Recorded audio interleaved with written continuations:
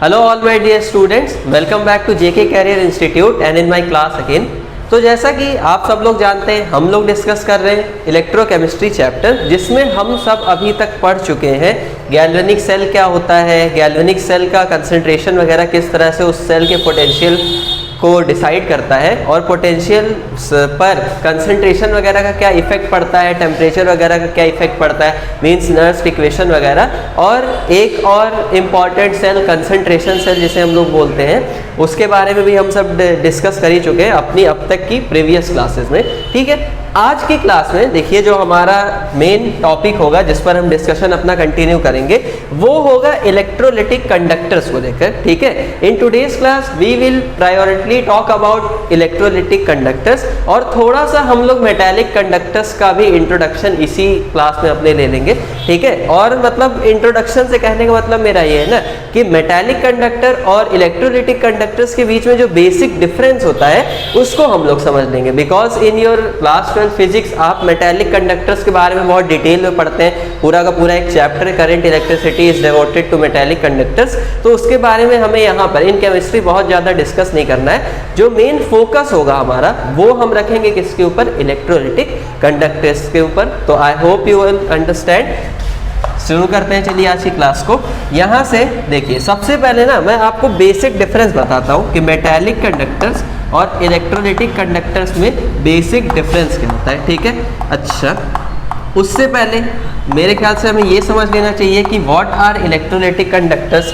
ठीक है, metallic conductor से आप बहुत अच्छे से फेमिलियर हैं। जैसे आपके घर में कॉपर की जो वायर्स दौड़ रहे हैं, ठीक है, इसके अलावा जो किसी मेटल ऑब्स्टेकल में आप इलेक्ट्रिसिटी कंडक्ट करा दें, जैसे अगर आपके घर में फिलामेंट वाले हीटर वगैरह होंगे तो उसके कॉइल में जो करंट मूव कर रहा है, ये सब जो कंडक्टर्स एग्जाम्पल है, ये किसका एग्जाम्पल है, मेटालिक कंडक्टर्स का। बात आ गई समझ में। लेकिन अगर हम लोग बात करें इलेक्ट्रोलिटिक कंडक्टर्स की कि व्हाट आर इलेक्ट्रोलिटिक कंडक्टर्स, तो देखिए आपने केमिस्ट्री लैब वगैरह में सेल वगैरह आपने देखे होंगे जो इलेक्ट्रोलाइट सॉल्यूशन से इलेक्ट्रिसिटी कंडक्ट करते हैं। ठीक है, जैसे आपके घर के इन्वर्टर की जो बैटरी हो गई, अब उस इन्वर्टर की बैटरी की अगर बात करें तो उसमें टाइम टू टाइम आपको वाटर चेंज करना पड़ता है, जो कि डाइल्यूट सल्फ्यूरिक एसिड होता है एक्चुअली वो, तो उसे आपको टाइम टू टाइम रिप्लेस करना पड़ता है। तो बैटरी जो है आपके यहाँ घर की इन्वर्टर की, वो एक सुटेबल एग्जांपल है आपका किसका, इलेक्ट्रोलिटिक कंडक्टर्स का। ठीक है, इलेक्ट्रोलिटिक कंडक्टर्स वो कंडक्टर्स होते हैं जो इलेक्ट्रिसिटी को कंडक्ट करते हैं with the help of electrolytes. समझ में आ गई बात। मेटालिक कंडक्टर्स को इलेक्ट्रिसिटी कंडक्ट करने के लिए किसी इलेक्ट्रोलाइट की जरूरत नहीं पड़ती है, they are itself a good conductor of electricity. लेकिन अगर हम लोग बात करें इलेक्ट्रोलिटिक कंडक्टर्स की, तो इनका नाम ही इलेक्ट्रोलिटिक इस वजह से पड़ा है because they need electrolytes to conduct electricity. ठीक है, इस पर हम थोड़ा सा आगे अपनी आज की क्लास में भी बात करेंगे।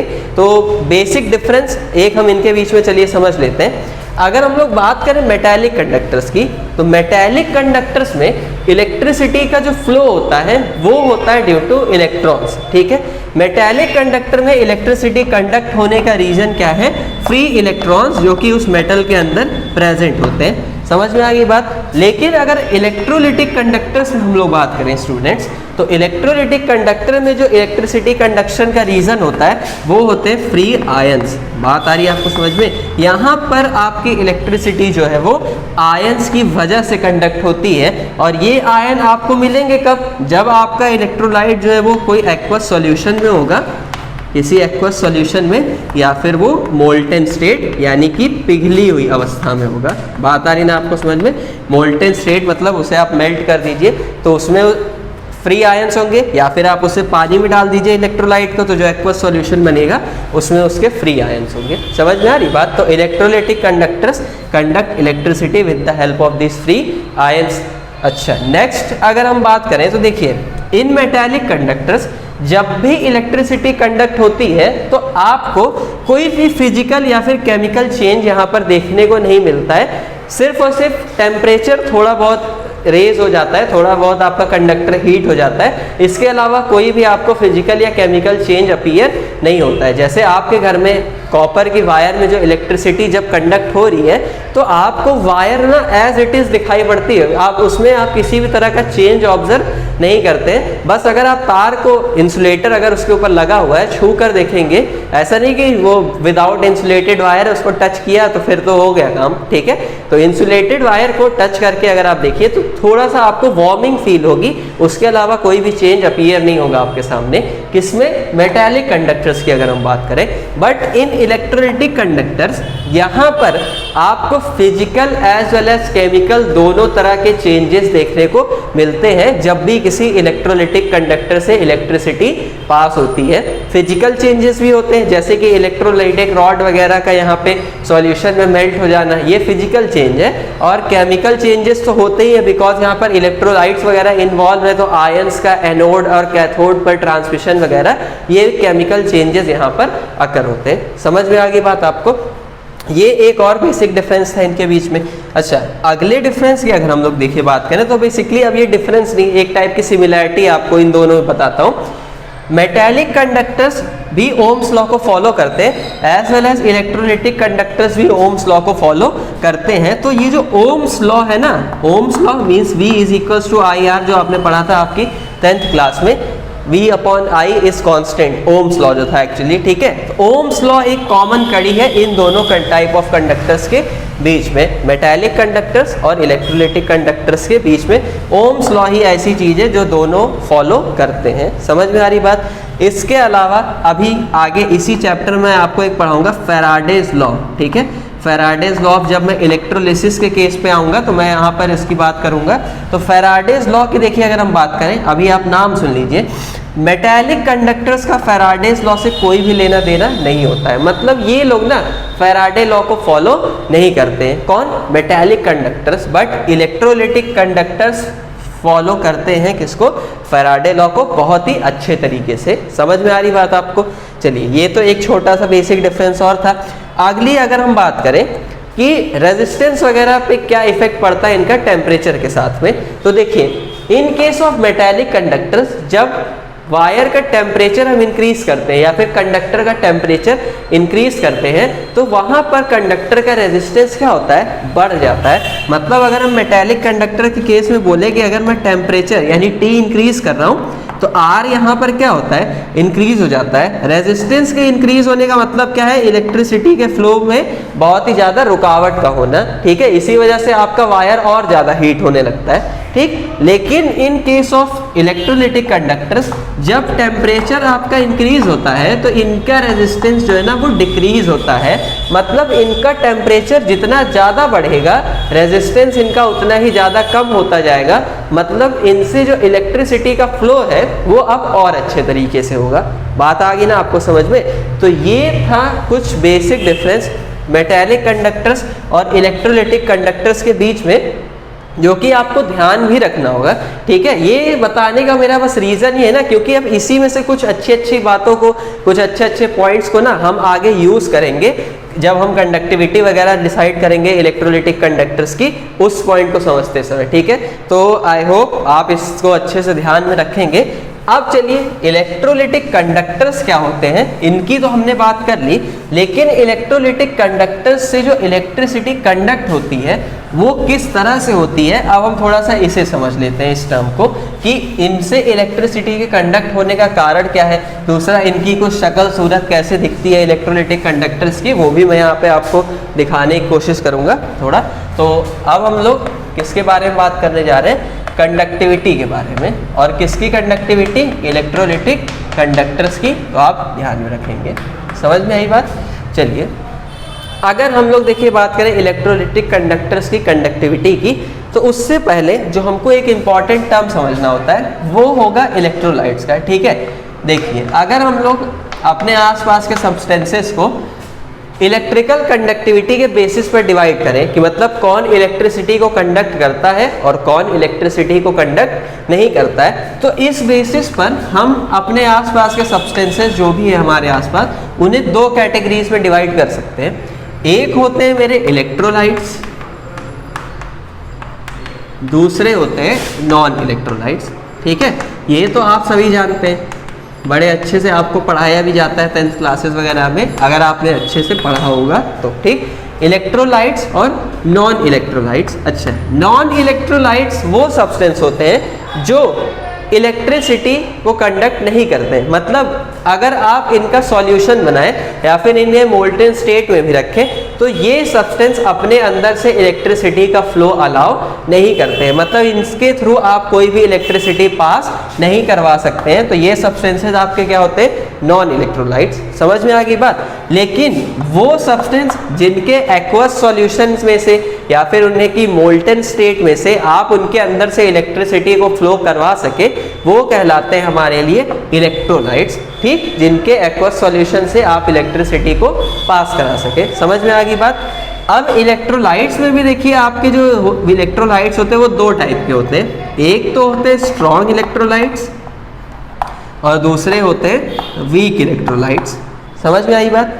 स्ट्रॉन्ग इलेक्ट्रोलाइट्स के देखिए अगर हम लोग एग्जांपल देखें तो जो भी आपके स्ट्रॉन्ग एसिड्स वगैरह होते हैं, इसके अलावा जो आपके स्ट्रॉन्ग बेस हो गए, स्ट्रॉन्ग एसिड या फिर स्ट्रॉन्ग बेस, ये सभी आपके स्ट्रॉन्ग इलेक्ट्रोलाइट्स के अच्छे एग्जांपल होते हैं। समझ में ही बात। जैसे एक स्ट्रॉन्ग एसिड का अगर नाम ले तो HNO3 नाइट्रिक एसिड हो गया, H2SO4 सल्फ्यूरिक एसिड, ये सब स्ट्रॉन्ग एसिड्स हैं as well as they are strong electrolytes. इनके सॉल्यूशन में से आप इलेक्ट्रिसिटी को बहुत ही अच्छे से पास करवा सकते हैं। और अगर स्ट्रॉन्ग बेसिस की अगर हम बात कर रहे हैं तो जैसे NaOH हो गया, KOH हुआ, मतलब सोडियम हाइड्रोक्साइड, पोटेशियम हाइड्रोक्साइड, ये strong bases as well as strong electrolytes. ठीक है। अच्छा, हम इन्हें स्ट्रॉन्ग क्यों बोल रहे हैं? इन्हें स्ट्रॉन्ग बोलने का जो रीज़न है वो ये है ना कि जब आप इनको वाटर में ऐड करते हैं, जैसे ही आप स्ट्रॉन्ग इलेक्ट्रोलाइट्स को वाटर में ऐड करते हैं ना तो ये एकदम 100% डिसॉल्व हो जाते हैं, पूरे के पूरे अपने आयंस में 100% ब्रेक हो जाते हैं। कौन? Strong electrolytes. लेकिन वीक इलेक्ट्रोलाइट्स को जब आप वाटर में डालते हैं ना तो इनका पार्शियल आयोनाइजेशन होता है। ये 100% आयोनाइज नहीं होते कभी भी, इनका पार्शियल आयोनाइजेशन होता है। और पार्शियल मतलब कुछ पार्ट टूट गया, कुछ पार्ट एज इट इज रह गया इलेक्ट्रोलाइट का। तो इनके सॉल्यूशन से जो इलेक्ट्रिसिटी का कंडक्शन होता है ना वो थोड़ा सा अच्छा नहीं होता है लेकिन उतना बेटर नहीं होता जितना कि स्ट्रॉन्ग इलेक्ट्रोलाइट्स में। इसी वजह से ये वीक है और ऊपर वाले कैसे हैं, स्ट्रॉन्ग है। समझ में आ गई बात। अच्छा, अब दूसरी बात, तो एक एग्जांपल हमने देख लिया, स्ट्रॉन्ग एसिड या फिर strong base are strong electrolytes. और ऑल टाइप्स ऑफ सॉल्ट, जितने भी आपके सॉल्ट्स होते हैं ये भी क्या होते हैं, स्ट्रॉन्ग इलेक्ट्रोलाइट्स होते हैं। क्योंकि जो सॉल्ट होते हैं ये एसिड बेस न्यूट्रलाइजेशन रिएक्शन के से बनते हैं। ठीक है, ये उसी का एक परिणाम है। और जब भी न्यूट्रलाइजेशन रिएक्शन से बना कोई सॉल्ट है और जिससे मतलब जनरली सॉल्ट फॉर्म उससे होते हैं, इसको जब भी आप वाटर में डिसॉल्व करेंगे तो ये कंप्लीटली अपने कंस्टिट्यूएंट आयंस में ब्रेक हो जाएगा। और सॉल्ट्स को इसी वजह से हम हमेशा क्या कंसीडर करके चलते हैं, स्ट्रॉन्ग इलेक्ट्रोलाइट। समझ में आ रही बात आपको। चलिए अब देखिए अगर हम लोग वीक इलेक्ट्रोलाइट्स के बारे में बात करें तो वीक इलेक्ट्रोलाइट्स में आपके एग्जाम्पल अगर हम लोग देखें तो जितने भी ऑर्गेनिक एसिड्स हैं, ऑल ऑर्गेनिक एसिड्स, ये सारे आपके क्या होते हैं, वीक इलेक्ट्रोलाइट्स होते हैं। समझ में आ रही बात। जैसे ऑर्गेनिक एसिड्स में अगर हम लोग बात करें तो CH3COOH हो गया, ये acetic acid is a weak base, sorry weak acid है ये, और ये क्या है, एक वीक इलेक्ट्रोलाइट है। इसके अलावा कुछ वीक बेसिस की अगर हम लोग बात कर लें, वीक एसिड या वीक बेस जो होते हैं आपके, वो भी कैसे होते हैं, वीक इलेक्ट्रोलाइट्स होते हैं। तो वीक बेसिस का एग्जांपल अगर हम लोग देखें जैसे NH4OH, अमोनियम हाइड्रोक्साइड हो गया, फेरिक हाइड्रोक्साइड हो गया, ये सारे आपके क्या होते हैं, वीक इलेक्ट्रोलाइट्स होते हैं। समझ में आ गई बात। मतलब इनको जब भी आप वाटर में डालेंगे ना तो इनका आयोनाइजेशन कंप्लीटली नहीं होगा, ये पार्शियली आयोनाइज होते हैं। अब आप ये नहीं समझ पा रहे होंगे मेरे ख्याल से कि मैं इतना जोर क्यों दे रहा हूँ इस इलेक्ट्रोलाइट वाले पोर्शन पे, means ion 100% ionisation, partial ionisation वगैरह, इस बात पे मैं इतना जोर क्यों दे रहा हूँ। इस बात पे जोर देने का रीज़न ये है ना कि यही मुझे कंडक्टिविटी का आइडिया प्रोवाइड करेंगे। क्योंकि अभी अभी आप सबने ये देखा कि इलेक्ट्रोलिटिक कंडक्टर्स में से कंडक्टिविटी का जो बेस है वो क्या है, फ्री आयंस। मींस आयन से हर चीज को डिसाइड करेंगे कि कंडक्टिविटी किसकी कितनी है। इसी वजह से मैं आयंस के ऊपर थोड़ा सा प्रायोरिटी फोकस कर रहा हूँ। समझ में आ गई बात। चलिए अब यहाँ से जब हम इलेक्ट्रोलाइट्स के बारे में सीख चुके हैं तो अब मैं आपको ये समझा सकता हूँ आराम से कि किस तरह से इलेक्ट्रिसिटी कंडक्ट होती है इलेक्ट्रोलिटिक कंडक्टर से। एक बात जो यहाँ पे आपको ध्यान रखनी हुई ये है कि इलेक्ट्रोलिटिक कंडक्टर्स में जो भी कंडक्टिविटी होगी, मतलब जब भी इलेक्ट्रिसिटी पास होती है तो वो किसकी वजह से, फ्री आयंस की वजह से, और वो फ्री आयंस होते किसके हैं, इलेक्ट्रोलाइट्स के होते हैं। समझ में आ गई बात, फ्री आयंस किसके होते हैं, इलेक्ट्रोलाइट्स के होते हैं। बात आ रही है आपको समझ में, कोई डाउट आपको इसमें होने वाला नहीं है। अब देखिए, जैसे अगर मैं यहाँ पे बात करूँ कि मेरे सामने कोई बीकर था और इसमें मैंने एक ऐसा, समझ लीजिए एक हाफ सेल है हमारे सामने, इसे हम पहले भी देख चुके हैं। हाफ सेल क्या होता है कि एक कोई सॉल्यूशन हो और किसी सॉल्ट का सॉल्यूशन है और उसमें उसी मेटल के सॉल्ट की अगर कोई मेटल रॉड हम डाल दें, ये मेटल रॉड और ये इसी के सॉल्ट का क्या सॉल्यूशन है, तो ये सिस्टम हमारे लिए क्या कहलाता था, हाफ सेल कहलाता है। समझ में आ रही ना बात। अब यहाँ पे देखिए, अगर हम इसके थ्रू कंडक्टिविटी की बात करें तो यहाँ पर इसके अंदर फ्री आयंस होंगे, पॉजिटिव नेगेटिव टाइप के सॉल्ट्स के फ्री आयन होंगे। अब इस सॉल्यूशन की कंडक्टिविटी का जो कारण है वो कौन है, यही फ्री आयंस है। यही फ्री आयंस का मूवमेंट जो होगा ना, इसी को हम किसके नाम से जानते हैं, आयनिक कंडक्टेंस या फिर इलेक्ट्रोलिटिक कंडक्टेंस के नाम से। समझ में आ गई बात, आयनिक कंडक्टेंस या फिर इलेक्ट्रोलिटिक कंडक्टेंस, ये एक बात थी। तो अगर आपके सामने कभी ये वर्ड आ गया आयनिक कंडक्टेंस या फिर इलेक्ट्रोलिटिक कंडक्टेंस, तो आप समझ जाइएगा कि ये फ्री आयंस के थ्रू होने वाली कंडक्टिविटी, मींस फ्री आयंस के थ्रू इलेक्ट्रिसिटी के पास होने की बात यहाँ पर हमसे कर रहा है। ठीक है, अब यहाँ पर देखिए जो चीज़ हमारे लिए इम्पॉर्टेंट है वो ये है कि इस आयनिक कंडक्टेंस के ऊपर कौन कौन सी चीज़ें इफेक्ट डालती है। जैसे कि मैंने अभी आपको बताया कि मेटालिक कंडक्टर है अगर, तो टेम्परेचर हो गया, लेंथ हो गई कंडक्टर की, कंडक्टर का एरिया वगैरह, ये सारी चीज़ें एक मेटालिक कंडक्टर की कंडक्टिविटी के ऊपर इफेक्ट डालती हैं। बिकॉज एरिया या लेंथ के बदलने से कंडक्टर का रेजिस्टेंस बदल जाता है और रेजिस्टेंस बदलने पर उसके में थ्रू पास होने वाली इलेक्ट्रिसिटी में भी कुछ चेंजेस आते हैं। ये मेटालिक कंडक्टर्स की बात है। लेकिन अगर हम लोग बात करें इलेक्ट्रोलिटिक कंडक्टर्स की, तो क्या इलेक्ट्रोलिटिक कंडक्टर्स के केस में भी कुछ ऐसी चीज़ें होती हैं जो कि इनकी कंडक्टिविटी के ऊपर इफेक्ट डालती हैं? तो बिल्कुल ऐसी चीज़ें पाई जाती हैं, जिसमें से देखिए जो आपका फर्स्ट फैक्टर होता है जो इलेक्ट्रोलिटिक कंडक्टिविटी के ऊपर इफेक्ट डालता है, वो होता है सॉल्यूट इंटरैक्शन। ठीक है, सॉल्यूट इंटरैक्शन। और दूसरा हमारा क्या होता है, सॉल्यूट सॉल्वेंट इंटरैक्शन।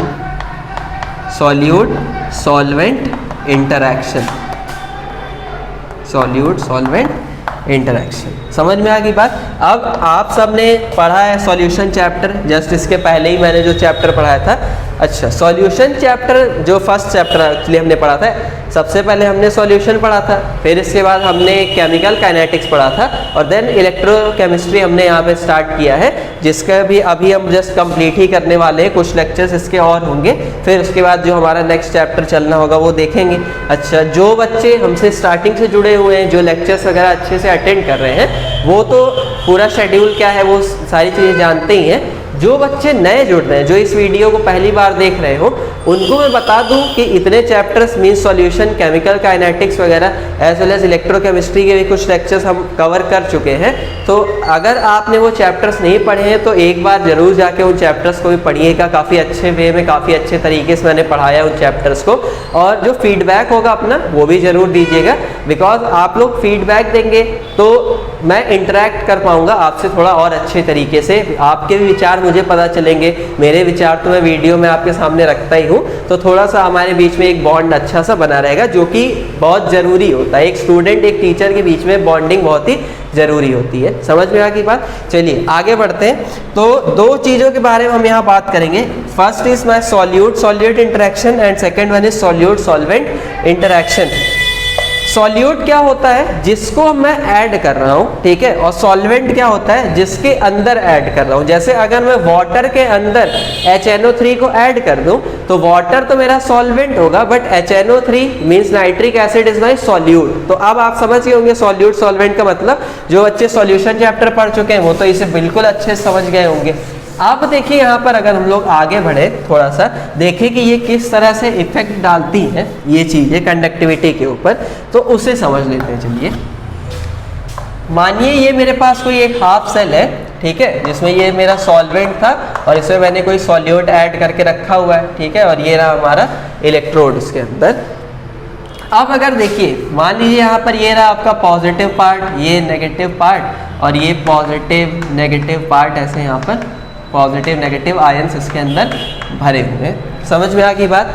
अब सोचिए अगर आपको कि अगर इसके अंदर जो सॉल्यूट मैंने ऐड किया है, जो भी इलेक्ट्रोलाइट मैंने ऐड किया है, उसके आयंस के बीच में खुद में इंटरेक्शन बहुत ही ज़्यादा है। जैसे अगर मैंने इसके अंदर सपोज कर लीजिए NaOH ऐड किया हुआ है और ये इसमें जाते ही Na+ और OH- आयंस में ब्रेक हो गया है, ठीक है, तो अगर यहाँ पर इसके अंदर Na और OH- ये जो आयन है Na+ और OH- आयन, क्योंकि ये दोनों सॉल्यूट के ही आयन्स है, ठीक है, अगर इनके बीच में जो बॉन्डिंग है वो बहुत ही ज़्यादा हुई, मतलब दोनों ना एक दूसरे को बहुत पसंद करते हैं, एक दूसरे से जुदा नहीं होना चाहते, ठीक है, मीन्स इनके बीच में ये बोलूँ कि सॉल्यूट सॉल्यूट इंटरेक्शन कैसा है, बहुत ही ज़्यादा है। सॉल्यूट सॉल्यूट इंटरेक्शन बहुत ही ज़्यादा है, दोनों एक दूसरे से बिछड़ना नहीं चाहते हैं। तो यहाँ पर ना ये सॉल्यूशन की जो आयनिक कंडक्टिविटी होगी, जो भी इस इलेक्ट्रोलिटिक कंडक्टर की आयनिक कंडक्टिविटी होगी, उसको डिक्रीज कर देंगे, उसको घटा देंगे। बिकॉज अगर दोनों एक दूसरे को बहुत ही ज़्यादा पसंद करते हैं, उनके बीच इंटरेक्शन बहुत ही ज़्यादा है, तो ये तो एक दूसरे को फ्री छोड़ेंगे ही नहीं। और जब ये एक दूसरे को फ्री नहीं छोड़ रहे हैं तो भैया जब आयन चलेगा ही नहीं, तो इलेक्ट्रोलिटिक कंडक्टिविटी काहे की और काहे का ये इलेक्ट्रोलिटिक कंडक्टर। बात आ रही है आपको समझ में, क्योंकि इसका वजूद कब है, जब इसके अंदर आयन चले तभी ये इलेक्ट्रिसिटी कंडक्टर आ पाएगा। तो आप याद रखिएगा कि जब भी सॉल्यूट सॉल्यूट इंटरेक्शन कैसा होता है, ज़्यादा होता है, तब आपकी आयनिक कंडक्टिविटी क्या हो जाती है, घट जाती है। और अगर सॉल्यूट सॉल्यूट इंटरेक्शन कम है तो आपके जो इलेक्ट्रोलिटिक कंडक्टर है सॉरी उसकी आयनिक कंडक्टिविटी ज़्यादा होगी, बढ़ जाएगी। बिकॉज अब अगर आयंस के बीच में प्यार मोहब्बत नहीं है, उनके बीच लगने वाला बॉन्डिंग फोर्स कैसा बहुत ही कम है, दोनों एक दूसरे को पसंद नहीं करते, कोई भाईचारा नहीं उनमें, ठीक है, मतलब हेट करते हैं दोनों एक दूसरे को, तो दोनों एक दूसरे को फ्री छोड़ देंगे। तू अपना कर भाई, मैं अपना करता हूँ, तो दोनों फ्री होंगे। और जितने ज़्यादा आयंस फ्री होंगे कंडक्टिविटी उतनी ही ज़्यादा होगी आपके सॉल्यूशन की। समझ में आई बात। लॉजिक से सीखिए इस चीज़ को, लॉजिकल समझना बहुत ही आसान है। अब देखिए ये तो बात थी किसकी हमारे सामने, सॉल्यूट सॉल्यूट इंटरेक्शन की, सॉल्यूट सॉल्यूट इंटरेक्शन। अब अगर देखिए हम लोग बात करें सॉल्यूट सॉल्वेंट इंटरेक्शन की, तो इसको भी थोड़ा समझ लेते हैं। अब मान लीजिए आपके ना सॉल्यूट जो आपने ऐड किया और जो सॉल्वेंट है आपका, उन दोनों के बीच में भी बहुत ज़्यादा लगाव है, दोनों बहुत ही ज़्यादा एक दूसरे से लगाव रखते हैं। सपोज करिए अगर मैंने यहाँ पर ये कोई एक इलेक्ट्रोड था, यहाँ पे मैंने वाटर ले रखा था एज अ सॉल्वेंट, और मैंने इसके अंदर ऐड कर दिया क्या, NaOH, ठीक है, NaOH मैंने इसके अंदर ऐड कर दिया। अब ये NaOH इसके अंदर जाते ही ब्रेक हो जाएगा किसमें, Na+ आयंस में। अब ये Na+ आयन क्या है, पॉजिटिव पार्ट, और मान लीजिए ना कि यहाँ पे इस Na+ आयन जो कि किसका एक्ट कर रहा है, सॉल्यूट का, और ये जो सॉल्वेंट के मॉलिक्यूल्स है H2O, इनमें बहुत ज़्यादा लगाव हुआ, बहुत अच्छी बॉन्डिंग हुई, दोनों एक दूसरे को अगर बहुत अच्छे से पसंद करते हैं, तो होगा देखिए कुछ ऐसा कि ये Na+ आयन के किनारे किनारे जो आपके वाटर के मॉलिक्यूल्स होंगे वो इसे घेर लेंगे पूरी तरीके से। समझ में आ रही ना बात, क्यों, बिकॉज दोनों एक दूसरे को पसंद करते हैं, दोनों के बीच में बॉन्डिंग है, इंटरेक्शन दोनों के बीच में कैसा है, बहुत ही ज़्यादा है, बहुत ही अच्छा है, स्ट्रॉन्ग है, तो ये इसको घेर लेंगे। तो जब भी कोई आयन वाटर आयन से घिर जाता है तो हम उस आयन को बोलते हैं हाइड्रेशन आयन, ठीक है। ये Na+ तो आपका ओरिजिनल आयन है ये वाला, लेकिन ये जो आयन वाटर मॉलिक्यूल से घिर जाने के कारण बना है ना, इसे हम लोग क्या बोलते हैं, इसे हम लोग कहते हैं हाइड्रेशन आयन। समझ में आ रही है बात। अब ये हाइड्रेशन आयन जो है ये कंडक्टिविटी के ऊपर क्या इफेक्ट डालता है, ये बना किस वजह से, सॉल्यूट सॉल्वेंट इंटरेक्शन की वजह से। देखिए ये पॉजिटिव था, ऑक्सीजन का ये नेगेटिव हिस्सा इससे आके अट्रैक्ट होके जुड़ गया है। समझ में आ रही बात, इसकी तरफ अट्रैक्ट हुआ है यहाँ पर। अब ये जो हाइड्रेशन आयन बना है ये कंडक्टिविटी के ऊपर इफेक्ट कैसे डालेगा, इस चीज को समझते हैं। तो देखिए, एक मोटे आदमी के कंपैरिजन में एक पतले आदमी का चल सकना ज़्यादा आसान होता है, ठीक है, वो उससे कहीं अच्छे तेजी से चल सकता है। ठीक वही कॉन्सेप्ट ना आपको यहाँ पर भी यूज़ करना है in case of solute solvent interaction. अगर आपने कोई इलेक्ट्रोलाइट डाला किसी एक्वस सॉल्यूशन में और उसमें हाइड्रेशन आयन का साइज कैसा हो गया, बहुत ही ज़्यादा हो गया, तो अब आयन के मूवमेंट में आयन का साइज दिक्कत करेगा, क्योंकि आयन जितना छोटा है वो उतना फ्रीली मूव कर सकता है, लेकिन आयन का साइज अगर बड़ा हो गया ना तो वो फ्रीली मूव नहीं कर पाएगा, उसके मूवमेंट में कुछ दिक्कत होगी। और अगर फ्रीली मूव वो नहीं कर पाया तो वो कंडक्टिविटी को कम करेगा, हमेशा कंडक्टिविटी को घटाएगा। और ठीक वही चीज यहाँ पे भी अप्लाई होगी।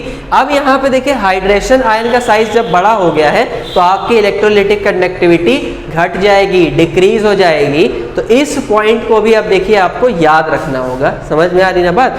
इलेक्ट्रोलिटिक कंडक्टिविटी आपकी किस किस कारण से घटेगी? एक तो सॉल्यूट सॉल्यूट इंटरेक्शन जब ज़्यादा होगा, दूसरा जब सॉल्यूट सॉल्वेंट के बीच में इंटरेक्शन ज़्यादा होगा, यानी कि हाइड्रेशन आयन का साइज कैसा होगा, ज़्यादा होगा। हाइड्रेशन आयन का साइज कैसा हो जाएगा, ज़्यादा हो जाएगा। समझ में आ गई बात? ये दो बातें अगर आप ध्यान रखते हैं तो आप कंडक्टिविटी में कोई भी कंफ्यूजन अपने आप में क्रिएट नहीं करेंगे। समझ में आ गई बात? अच्छा, एक इंपॉर्टेंट चीज़ मैं यहाँ पे और आपको बता दूँ, ये जो हाइड्रेशन आयन का साइज होता है इसको भी डिसाइड करने का एक तरीका है। जैसे मान लीजिए अगर मैं आपको यहाँ पे 3 ऑप्शंस प्रोवाइड कर दूँ कि एक मैंने Li+ डाला हुआ है सॉल्यूशन में, दूसरा आयन मैंने Na+ डाला हुआ है और तीसरा मैंने K+ आयन डाला हुआ है, तो बताइए इनमें से सबसे बड़ा हाइड्रेशन आयन किसका होगा और सबसे छोटा हाइड्रेशन आयन किसका होगा? ठीक है, तो देखिए आपके ओरिजिनल आयन जो है, जैसे यहाँ पर Na+ का है ओरिजिनल आयन का साइज जितना छोटा होता है, हाइड्रेशन आयन का साइज ना उतना ही बड़ा होता है। समझ में आ गई बात? ऐसा इस वजह से क्योंकि आयन, पॉजिटिव आयन जितना छोटा होता है ना, उसकी पेनिट्रेटिंग पावर उतनी ही ज़्यादा होती है, उसकी अट्रैक्शन फील्ड्स उतनी ही ज़्यादा स्ट्रॉन्ग होती हैं और वो बहुत ज़्यादा मॉलिक्यूल्स को अपने किनारे किनारे एसोसिएट करके रख सकता है। समझ में आ गई बात? तो क्या कॉन्सेप्ट आपको ध्यान में रखना है, ओरिजिनल आयन जितना छोटा, हाइड्रेशन आयन उतना ही बड़ा। समझ में आ गई बात? तो यहाँ पर अगर आप देखिए तो Li+, यहाँ पर इसका साइज सबसे छोटा होता है ओरिजिनली, और इन तीनों में देखा जाए तो K+ आयन का जो साइज होगा वो सबसे बड़ा होगा। समझ में आ रही है बात? तो Li+ का साइज सबसे छोटा है, तो इसका जो हाइड्रेशन आयन बनेगा, Hi हाइड्रेशन आयन, इसका साइज कैसा होगा, सबसे बड़ा होगा, और K+ के हाइड्रेशन आयन का साइज कैसा होगा, सबसे छोटा होगा, बिकॉज इसका खुद का साइज कैसा है, सबसे ज़्यादा बड़ा है। समझ में आ गई बात? तो यहाँ पे इन तीनों में आप आराम से आप कंपेयर कर सकते हैं। अब अगर देखिए कंडक्टिविटी की मैं बात कर लूँ कि बताइए एक सॉल्यूशन में Li+ है, एक में Na+ है, एक में K+ है, तो बताइए किसकी कंडक्टिविटी सबसे ज़्यादा होगी? तो अभी अभी आपने क्या देखा कि हाइड्रेशन आयन का साइज जितना बड़ा, मीन्स सॉल्यूट सॉल्वेंट इंटरेक्शन जितना ज़्यादा, कंडक्टिविटी उतनी ही कम। ठीक है, सबसे ज़्यादा बड़ा हाइड्रेशन आयन किसका है, Li+ का, तो आप बोलेंगे Li+ की जो कंडक्टिविटी होगी वो कैसी होगी, सबसे कम होगी। इसके बाद सबसे ज़्यादा कंडक्टिविटी किसकी होगी, पोटेशियम की, बिकॉज उसके हाइड्रेशन आयन का साइज कैसा है, सबसे छोटा है, और बीच में कौन आएगा, Na आएगा, सोडियम। ठीक है, तो इसकी कंडक्टिविटी लिथियम से ज़्यादा, लेकिन पोटेशियम से कैसी होगी, कम होगी। कोई दिक्कत यहाँ पे आपको? कोई भी दिक्कत होने वाली नहीं है। समझ में आ गई ना बात? अब यहाँ पे देखिए एक चीज़ अगर हम लोग और देखें, एक चीज़ अगर हम लोग यहाँ से और समझना चाहें आगे, कि ये तो मतलब हो गया हमारा कि क्या क्या चीज़ें इफेक्ट डालती है, solute solute interaction, solute solvent interaction वगैरह। अब हम लोग फोकस करते हैं थोड़ा सा इलेक्ट्रोलिटिक कंडक्टिविटी से जुड़े टर्म्स के ऊपर। ठीक है, जैसे आपको मालूम है कि मेटालिक कंडक्टर्स में कंडक्टिविटी को डिफाइन करने के लिए कि कंडक्टिविटी हो रही है, इस चीज़ को मुझे डिफाइन करना है, तो उसके लिए मेरे पास कई सारे टर्म्स होते हैं, जैसे रेजिस्टेंस वगैरह हम वहाँ पे डिफाइन करते हैं in case of metallic conductors. इसके साथ ही साथ में हम लोग वहाँ पे थोड़ा सा बात करते हैं को पोटेंशियल वगैरह, स्पेसिफिक कंडक्टेंस हो गया, रो जिसे कहा जाता है, इन सारी चीज़ों के बारे में। तो ऐसे ही कुछ टर्म्स जो है ना हमारे पास यहाँ पर इलेक्ट्रोलिटिक कंडक्टर्स की कंडक्टिविटी को भी डिफाइन करने के लिए होते हैं। ठीक, तो उन टर्म्स के बारे में हम थोड़ी सी यहाँ पे नॉलेज ले लेते हैं। तो हेडिंग लिख सकते हैं आप लोग यहाँ पर कि टर्म्स एसोसिएटेड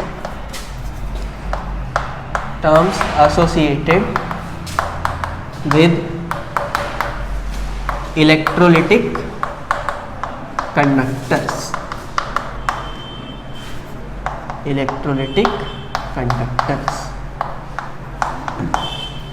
ठीक है। चलिए, मैंने आपको बोला था कि इलेक्ट्रोलिटिक कंडक्टर हुआ चाहे मेटालिक कंडक्टर हुआ, दोनों ही ओम्स लॉ को फॉलो करते हैं। ठीक है, ओम्स लॉ एक बार मैं यहाँ पे लिख देता हूँ आपके सामने। ओम्स लॉ क्या था हमारे लिए? V is equals to I R. ये ओम्स लॉ से हमें एक डिराइव्ड फॉर्मूला रिजल्ट मिलता है। हालांकि ओरिजिनल ओम्स लॉ जो होता है वो क्या होता है? V by I is equals to constant, but हमें उसके यहाँ डेराइव्ड लॉ से मतलब है। तो डेराइव्ड रिजल्ट उसका क्या है? V is equals to I R, जहाँ पे V क्या होता है? पोटेंशियल होता है, R is resistance of conductor and I is nothing but electricity. समझ में आ गई बात? करंट जिसे आप कहते हैं। अब देखिए यहाँ पर एक और टर्म हमारे सामने होता था मेटालिक कंडक्टर्स की कंडक्टिविटी को डिफाइन करने के लिए, क्या? रेजिस्टेंस। रेजिस्टेंस का भी हम इफेक्ट चेक करते थे। अच्छा, रेजिस्टेंस क्या होता था? रेजिस्टेंस यहीं से डिफाइन होता था। Resistance is nothing but R and is equals to V upon में I। समझ में आ गई बात? ये तो रेजिस्टेंस की बात थी। अच्छा, एक टर्म और होता था हमारे सामने मेटालिक कंडक्टर्स की कंडक्टिविटी जब भी हम डिफाइन करते थे। कौन सा? स्पेसिफिक रेजिस्टेंस, जिसे हम क्या कहते थे? स्पेसिफिक रेजिस्टेंस, या फिर इसका एक और नाम क्या होता था? रेजिस्टिविटी। रेजिस्टिविटी जिसे आप किससे डिनोट करते थे? रो से। याद आ रहा होगा आपको इस टर्म के बारे में, रेजिस्टिविटी या स्पेसिफिक रेजिस्टेंस, जिसे रो कहते हैं। और रो इज इक्वल्स टू होता क्या था? रो इज इक्वल्स टू होता था RA अपॉन में L।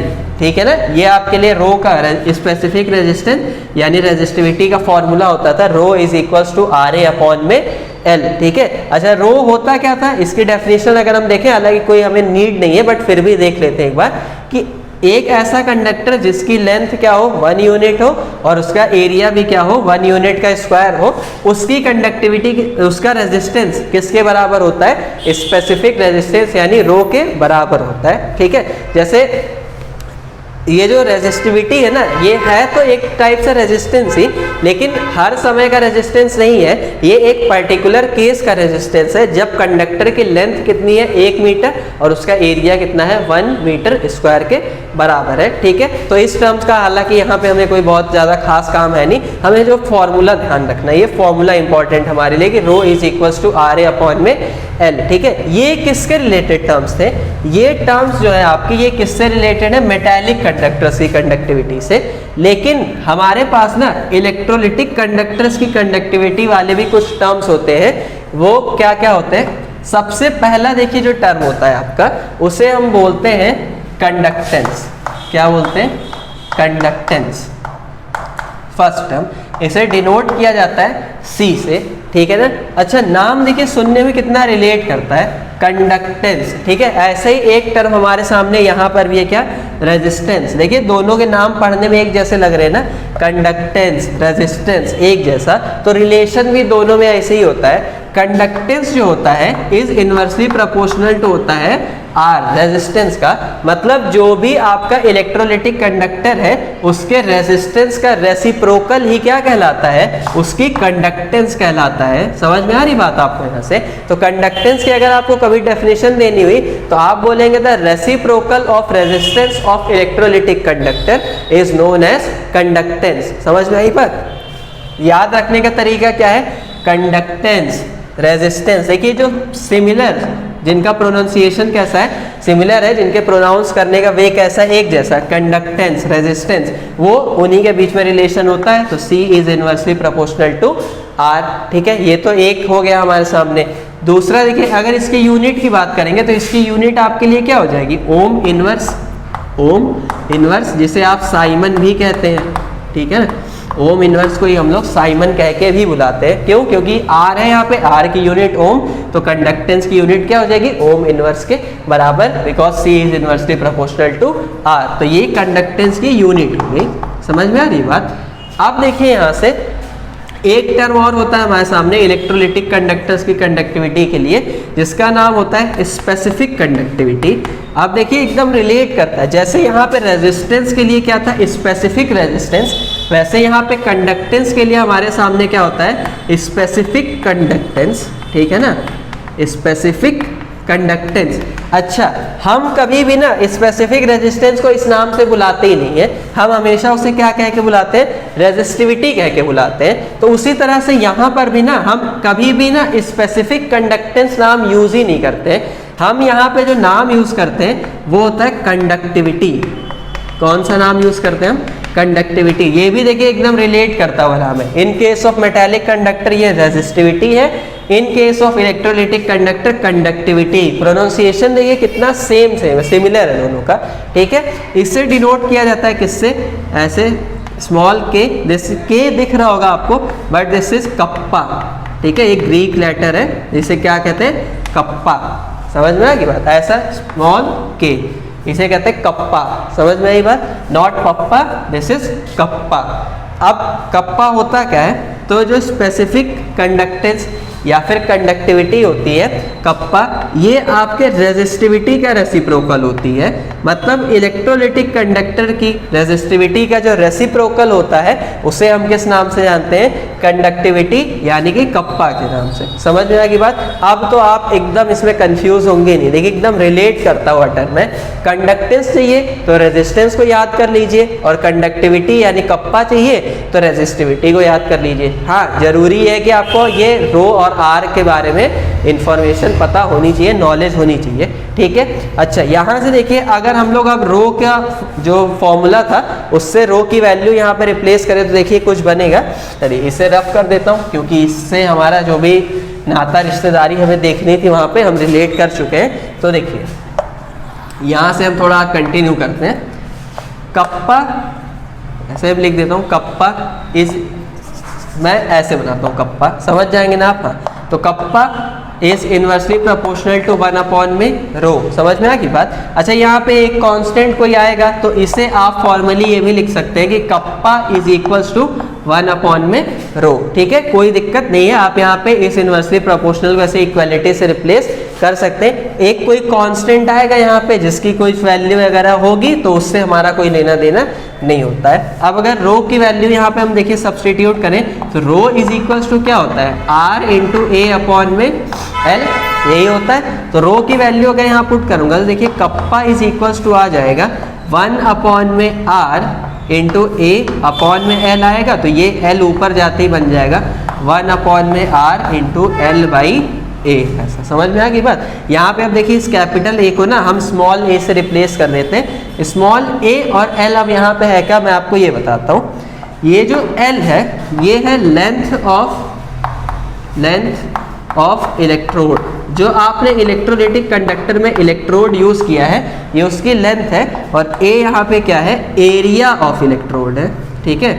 एल क्या है यहाँ पे, एरिया ऑफ इलेक्ट्रोड। और यहाँ पे देखिए लेंथ ऑफ इलेक्ट्रोड से मतलब आप ये मत समझिएगा कि मतलब ये इस इलेक्ट्रोड के लेंथ की बात कर रहा है। तो चलिए आप कंफ्यूज ना हो ना, इसलिए मैं इसको लेंथ ऑफ इलेक्ट्रोड से हटा के एक्चुअली यहाँ जो लेंथ हम बात कर रहे हैं वो दोनों इलेक्ट्रोड्स के बीच की डिस्टेंस की बात करते हैं कि दोनों इलेक्ट्रोड्स के बीच में जो सॉल्यूशन में डिस्टेंस है वो क्या है। समझ में आ गई बात। बिकॉज एनोड कैथोड दो इलेक्ट्रोड हम यूज करते हैं तो दोनों के बीच डिस्टेंस क्या है इसकी बात करते हैं। तो यहाँ पे आप एल को क्या समझ लीजिए, इसे मैं लिख देता हूँ डिस्टेंस बिटवीन इलेक्ट्रोड्स, ताकि आप कंफ्यूज ना हो। बिकॉज लेंथ का मतलब आप उसकी इलेक्ट्रोड की लेंथ से समझ लेंगे। तो डिस्टेंस बिटवीन इलेक्ट्रोड, ठीक। तो ये हो गया। तो अब यहाँ से देखिए हम लोग आगे एकदम आराम से बात कर सकते हैं। अच्छा, L बाई ए को हम कुछ किसी नाम से भी जानते हैं। L बाई ए को कहा जाता है सेल कांस्टेंट, ठीक है। आप ध्यान रखेंगे L बाई ए को हम लोग किस नाम से जानते हैं, सेल कांस्टेंट के नाम से। और 1/r को क्या कहा जाता है, ऑब्जर्व्ड कंडक्टेंस। इसे हम लोग किस नाम से जानते हैं, ऑब्जर्व्ड कंडक्टेंस के नाम से। ये टर्म्स ना देखिए आपके लिए याद रखना बहुत ज़्यादा इंपॉर्टेंट है। आपसे बड़े आराम से पूछ लिया जाता है कि बताइए व्हाट इज ऑब्जर्व्ड कंडक्टेंस या फिर व्हाट इज सेल कांस्टेंट, तो आपको बताना होगा कि L/A means the ratio of distance between electrodes and area of electrode, ठीक है, is known as cell constant, ठीक है। The reciprocal of resistance is known as observed conductance, या फिर इसी को हम सिर्फ कंडक्टेंस भी कह के बुलाते हैं। समझ में आई? तो ये सारे टर्म्स आपके लिए ध्यान रखना बहुत ही जरूरी है। तो इतना करते ही देखिए आपके सामने जो फॉर्मूला बन के आया वो ये है कि K means conductivity, kappa is equals to 1 में R इंटू में L/A, ठीक है। ये फॉर्मूला आप एकदम ध्यान रखेंगे, बिकॉज अभी जब मैं आगे मोलर कंडक्टिविटी वगैरह, इक्विवेलेंट कंडक्टिविटी वगैरह ये हम जो टर्म्स पढ़ेंगे उसमें मैं इस फॉर्मूले का ना आपको यूज करके दिखाऊंगा कि इसकी हेल्प से हम कैसे रिजल्ट्स वगैरह जो है हमारे डिराइव कर लेते हैं। तो एक तो फॉर्मूला आपके लिए कप्पा का ये बन के आया।